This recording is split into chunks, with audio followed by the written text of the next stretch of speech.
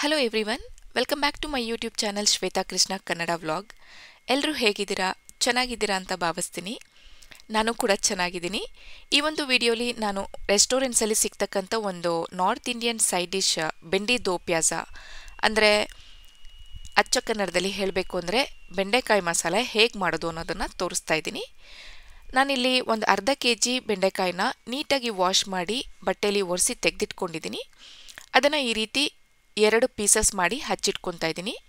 ತುಂಬ ಲಾಂಗ್ ಇದ್ದರೆ 3 ಪೀಸಸ್ ಆಗಿ ಕಟ್ ಮಾಡಿ. ಈ ರೀತಿ ಕಟ್ ಮಾಡಿದ್ಮೇಲೆ ನಾನು ಮಧ್ಯ ಒಂದು ಲೈನ್ ಕಟ್ ಮಾಡ್ತಾ ಇದ್ದೀನಿ. ಅದು ಏನಕ್ಕೆ ಅಂದರೆ ಈ ಬೆಂಡೆಕಾಯಿ ಹೊರಗಡೆಯಿಂದ ನೋಡೋದಕ್ಕೆ ಎಷ್ಟೇ ಚೆನ್ನಾಗಿದ್ರು ಒಳಗಡೆ ಹುಳುಕಿರೋದು ಗೊತ್ತಾಗಲ್ಲ. ಸೊ ಜಸ್ಟ್ ಅದು ಹುಳುಕಿಲ್ಲದೆ ಇರೋದನ್ನ ಚೆಕ್ ಮಾಡೋದಕ್ಕೋಸ್ಕರ ನಾನು ಆ ರೀತಿ ಮಧ್ಯ ಕಟ್ ಮಾಡ್ತಾ ಇದ್ದೀನಿ. ನೀವು ಕೇಳ್ಬೋದು, ಭಟ್ರು ಮಾಡೋದು ಅಥವಾ ರೆಸ್ಟೋರೆಂಟ್ಸಲ್ಲೆಲ್ಲ ಹಾಗೆ ತಿನ್ನಲ್ವ ಅಂತ. It's just an advice. ನೀವು ಡೈರೆಕ್ಟ್ ಹಾಗೆ ಕಟ್ ಮಾಡಿ ಹಾಕ್ತೀನಿ ಅಂದರೂ ಕೂಡ ಹಾಕ್ಬೋದು. ಬೆಂಡೆಕಾಯಿ ಎಲ್ಲ ಹಚ್ಚಿಟ್ಕೊಂಡ್ಮೇಲೆ ನಾನಿಲ್ಲಿ ಬಾಣಲಿಗೆ ಸ್ವಲ್ಪ ಎಣ್ಣೆನ ಹಾಕೋತಾ ಇದ್ದೀನಿ. ಈ ಸೈಡ್ ಡಿಶ್ ಮಾಡೋದಕ್ಕೆ ಬೆಂಡೆಕಾಯಿನ ಶಾಲೋ ಫ್ರೈ ಮಾಡಬೇಕಾಗತ್ತೆ. ಹಾಗಾಗಿ ಸ್ವಲ್ಪ ಎಣ್ಣೆ ಜಾಸ್ತಿನೇ ಯೂಸ್ ಮಾಡಬೇಕಾಗತ್ತೆ ಇದಕ್ಕೆ. ಎಣ್ಣೆ ಕಾದ ನಂತರ ನಾನೇನು ಬೆಂಡೆಕಾಯಿನ ಹಚ್ಚಿಟ್ಕೊಂಡಿದ್ದೆ ಅದನ್ನು ಹಾಕ್ಕೊಂಡು ಫ್ರೈ ಮಾಡ್ತಾ ಇದ್ದೀನಿ. ಇದನ್ನು ಮೀಡಿಯಂ ಫ್ಲೇಮಲ್ಲಿ ಇಟ್ಕೊಂಡು ಒಂದು 7 to 8 ಮಿನಿಟ್ಸ್ ಫ್ರೈ ಮಾಡಬೇಕಾಗತ್ತೆ. ಇದನ್ನು ಕಂಟಿನ್ಯೂಸ್ ಆಗಿ ಸ್ಟಿರ್ ಮಾಡೋ ಅವಶ್ಯಕತೆ ಇಲ್ಲ. ಬೆಂಡೆಕಾಯಿ ಫ್ರೈ ಮಾಡೋ ಅಷ್ಟರಲ್ಲಿ ನೀವೊಂದು ಬಿಗ್ ಸೈಜ್ ಈರುಳ್ಳಿ ಹಾಗೆ 1-2 ಟೊಮೆಟೊನ ಸಣ್ಣದಾಗಿ ಹಚ್ಚಿಟ್ಕೊಳ್ಳಿ. ಹಾಗೆ 1 ಈರುಳ್ಳಿ 1 ಟೊಮೆಟೊನ ಸ್ವಲ್ಪ ದೊಡ್ಡದಾಗಿ ಕಟ್ ಮಾಡಿ ಇಟ್ಕೊಂಡಿರಿ. ಬೆಂಡೆಕಾಯಿ ಸ್ವಲ್ಪ ಬೆಂದ ಮೇಲೆ ನಾನಿಲ್ಲಿ ಸ್ವಲ್ಪ ಉಪ್ಪನ್ನು ಕೂಡ ಸೇರಿಸ್ಕೊಂಡು ಫ್ರೈ ಮಾಡ್ತಾ ಇದ್ದೀನಿ.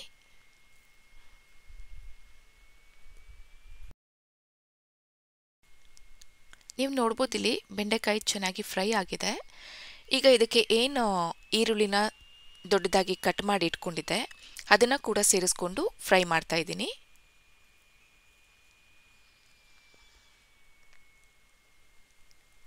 ಈರುಳ್ಳಿ ಸ್ವಲ್ಪ ಬೆಂದಾದ್ಮೇಲೆ ಒಂದು ಟೊಮೆಟೊನ ಏನು ಹಚ್ಚಿಟ್ಕೊಂಡಿದ್ದೆ ಅದನ್ನು ಕೂಡ ಸೇರಿಸ್ಕೊಂಡು ಫ್ರೈ ಮಾಡ್ತಾ ಇದ್ದೀನಿ. ಈರುಳ್ಳಿ ಮತ್ತು ಟೊಮೆಟೊ ಹಾಕ್ಕೊಂಡ್ಮೇಲೆ ಜಸ್ಟ್ ಒಂದು 2 ಮಿನಿಟ್ಸ್ ಫ್ರೈ ಮಾಡಿದ್ರೆ ಸಾಕು. ನೀವು ನೋಡ್ಬೋದು ಟೊಮೆಟೊ, ಈರುಳ್ಳಿ, ಬೆಂಡೆಕಾಯಿ ಎಲ್ಲ ಚೆನ್ನಾಗಿ ಫ್ರೈ ಆಗಿದೆ. ಸೊ ಈಗ ಸ್ಟವ್ ಆಫ್ ಮಾಡಿ ಇದನ್ನು ಸೈಡ್ಗೆ ಇಟ್ಕೊತಾ ಇದ್ದೀನಿ. ನಂತರ ನಾನಿಲ್ಲಿ ಒಂದು ಬೌಲಲ್ಲಿ ಒಂದು ಸ್ಮಾಲ್ ಕಪ್ ಮೊಸರು, ಖಾರಕ್ಕೆ ಎಷ್ಟು ಬೇಕೋ ಅಷ್ಟು ಅಚ್ಚ ಖಾರದ ಪುಡಿ, ಒಂದು 1/2 ಟೇಬಲ್ ಸ್ಪೂನ್ ಅರಿಶಿಣದ ಪುಡಿ, ಹಾಗೆ 1 ಟೇಬಲ್ ಸ್ಪೂನ್ ಧನಿಯಾ ಪುಡಿ, 1 ಟೇಬಲ್ ಸ್ಪೂನ್ ಗರಂ ಮಸಾಲನ ಹಾಕ್ಕೊಂಡು ಚೆನ್ನಾಗಿ ಮಿಕ್ಸ್ ಮಾಡ್ತಾ ಇದ್ದೀನಿ.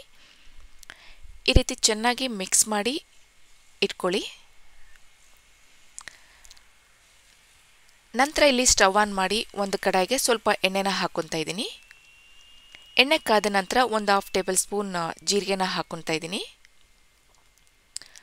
ಒಂದು ಹಸಿಮೆಣಸಿನ್ಕಾಯಿನ ಸಣ್ಣದಾಗಿ ಹಚ್ಚಿಟ್ಕೊಂಡಿದ್ದೆ ಅದು, ಹಾಗೆ ಏನು ಈರುಳ್ಳಿನ ಸಣ್ಣದಾಗಿ ಹಚ್ಚಿಟ್ಕೊಂಡಿದ್ದೆ ಅದನ್ನು ಕೂಡ ಸೇರಿಸ್ಕೊಂಡು ಈರುಳ್ಳಿನ ಹುರ್ಕೋಬೇಕಾಗತ್ತೆ.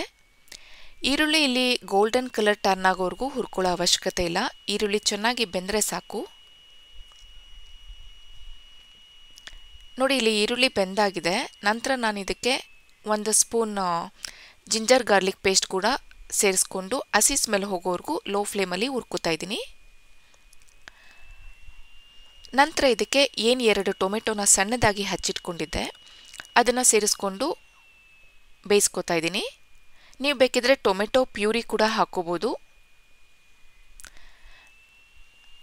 ನಾನು ಆಲ್ರೆಡಿ ಬೆಂಡೆಕಾಯಿ ಫ್ರೈ ಮಾಡ್ಕೋಬೇಕಿದ್ರೆ ಉಪ್ಪು ಹಾಕ್ಕೊಂಡಿದ್ದೆ. ಸೊ ರುಚಿಗೆ ಎಷ್ಟು ಬೇಕೋ ಅಷ್ಟು ನೋಡಿಕೊಂಡು ಉಪ್ಪನ್ನ ಹಾಕೊಳ್ಳಿ. ನೀವಿಲ್ಲಿ ನೋಡ್ಬೋದು ಟೊಮೆಟೊ, ಈರುಳ್ಳಿ ಎಲ್ಲ ಚೆನ್ನಾಗಿ ಬೆಂದಾಗಿದೆ. ಇದಕ್ಕೆ ಈಗ ಏನು ಮೊಸರು ಮಸಾಲೆ ಮಾಡ್ಕೊಂಡಿದ್ದೆ, ಅಚ್ಚ ಖಾರದ ಪುಡಿ ಹಾಗೆ ಧನಿಯಾ ಪುಡಿ, ಗರಂ ಮಸಾಲೆ ಎಲ್ಲ ಹಾಕಿ ಆ ಮಿಶ್ರಣನ ಸೇರಿಸಿ ಲೋ ಟು ಮೀಡಿಯಂ ಫ್ಲೇಮಲ್ಲಿ ಇದನ್ನು ಒಂದು 2 ಮಿನಿಟ್ಸ್ ಕುಕ್ ಮಾಡ್ಕೋಬೇಕಾಗತ್ತೆ. ಒಂದು ಸ್ಮಾಲ್ ಕಪ್ ನೀರನ್ನ ಸೇರಿಸ್ಕೊತಾ ಇದ್ದೀನಿ. ಈ ಮಸಾಲೆ ತುಂಬ ಲಿಕ್ವಿಡ್ ಆಗಿದ್ದರೆ ಚೆನ್ನಾಗಿರೋದಿಲ್ಲ. ಹಾಗೆ ಇದಕ್ಕೆ ಯಾವುದೇ ರೀತಿ ಮಸಾಲೆನ ರುಬ್ಕೊಳ್ಳೋ ಅವಶ್ಯಕತೆ ಕೂಡ ಇಲ್ಲ. ಇದನ್ನು ಮೀಡಿಯಂ ಫ್ಲೇಮಲ್ಲಿ ಒಂದು 2 ಮಿನಿಟ್ಸ್ ಒಂದು ಕುದಿ ಬರೋವರೆಗೂ ಕುದಿಸ್ಕೋಬೇಕಾಗತ್ತೆ. ನೀವು ನೋಡ್ಬೋದು ಮಸಾಲೆ ಎಲ್ಲ ಚೆನ್ನಾಗಿ ಹೊಂದ್ಕೊಂಡಿದೆ. ಈಗ ನಾನೇನು ಫ್ರೈ ಮಾಡಿ ಇಟ್ಕೊಂಡಿದ್ದೆ ಬೆಂಡೆಕಾಯಿ, ಟೊಮೆಟೊ ಹಾಗೆ ಈರುಳ್ಳಿ ಅದನ್ನು ಸೇರಿಸ್ಕೊಂಡು ಮಿಕ್ಸ್ ಮಾಡ್ಕೊತಾ ಇದ್ದೀನಿ. ನೋಡೋದಕ್ಕೆ ಎಷ್ಟು ಕಲರ್ಫುಲ್ ಆಗಿದೆ ಅಲ್ವಾ? ರುಚಿ ಕೂಡ ಅಷ್ಟೇ ಚೆನ್ನಾಗಿರುತ್ತೆ.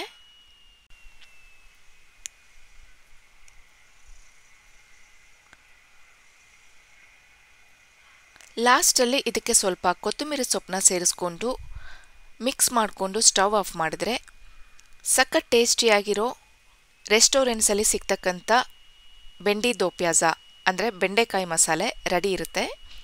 ಟ್ರೈ ಮಾಡಿ ಹೇಗಿತ್ತು ಅಂತ ಕಮೆಂಟಲ್ಲಿ ತಿಳಿಸಿ. ಹಾಗೆ ಯಾರೆಲ್ಲ ಹೊಸದಾಗಿ ನನ್ನ ಚಾನಲನ್ನು ನೋಡ್ತಾ ಇದ್ದೀರಾ ದಯವಿಟ್ಟು ಸಬ್ಸ್ಕ್ರೈಬ್ ಆಗಿ ಹಾಗೆ ಪಕ್ಕದಲ್ಲಿ ಇರ್ತಕ್ಕಂಥ ಬೆಲ್ ಐಕನ್ ಬಟನ್ನ ಪ್ರೆಸ್ ಮಾಡಿ. ಸೊ ಯಾವುದೇ ಹೊಸ ವಿಡಿಯೋಸ್ ಅಪ್ಲೋಡ್ ಮಾಡಿದ್ರೆ ನಿಮಗೆ ನೋಟಿಫೈ ಆಗುತ್ತೆ. Thank you for watching this video. Also please keep supporting.